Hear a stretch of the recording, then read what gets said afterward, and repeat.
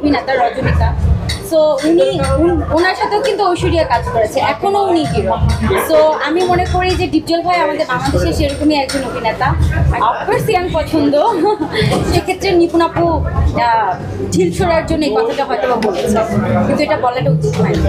Young নায়কদের সাথে অভিনয় করার সম্ভাবনা আছে কিনা? বয়স্ক নায়ক কারা কারা আছে? একমাত্র ডিপজল ভাই ছাড়া তো আমি কাউকে দেখছি না বয়স্ক নায়ক। শিরিন শেয়ার কি বয়স্ক নায়ক পছন্দ বেশি না ইয়াং পছন্দ? অফকোর্স ইয়াং পছন্দ।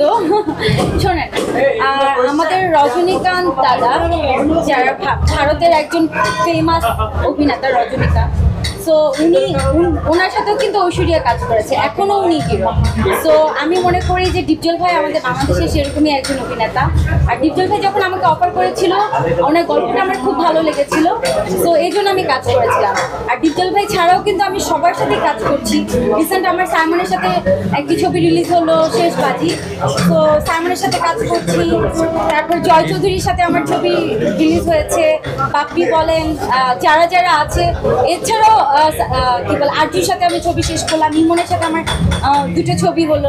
তো ইন্ডাস্ট্রিতে যারাই না আছে সবার সাথে আমার কাজ হচ্ছে, এটা কেউই বয়স্ক না। এই মামলা মোকদ্দমা করাটা এটা আমার কাছে একদমই কাদা ছোড়াছুড়ি মনে হয়।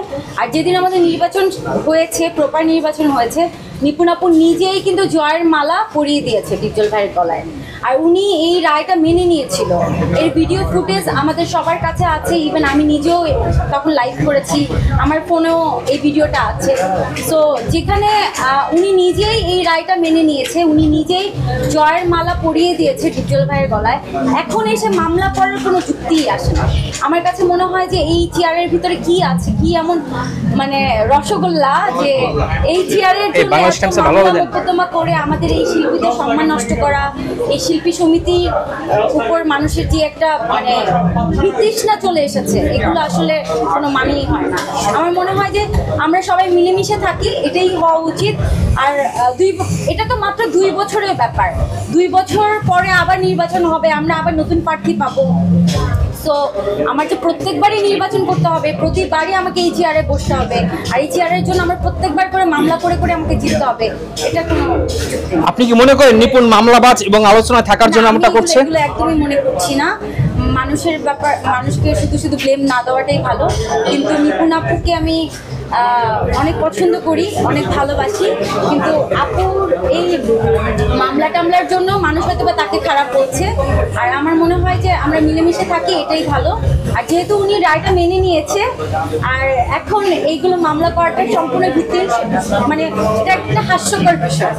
সো আমার কাছে মনে হয় যে সবাই এটা খারাপ ছাড়া কেউই ভালো হচ্ছে। এটা আসলে দুঃখজনক যদি আমরা কোনো শিল্পীকে আঘাত দিয়ে কথা বলি, কোনো শিল্পীকে ছোট করে কথা বলি, এটা কখনোই হওয়া উচিত না। আর যেহেতু ওনাদের একটা কম্পিটিশনের জন্য ওনাদের ভেতরে একটা ক্ষোভ আছে, সো সেক্ষেত্রে নিপুণ আপু ঢিল ছোড়ার জন্য এই কথাটা হয়তো বলেছে, কিন্তু এটা বলাটা উচিত হয়নি।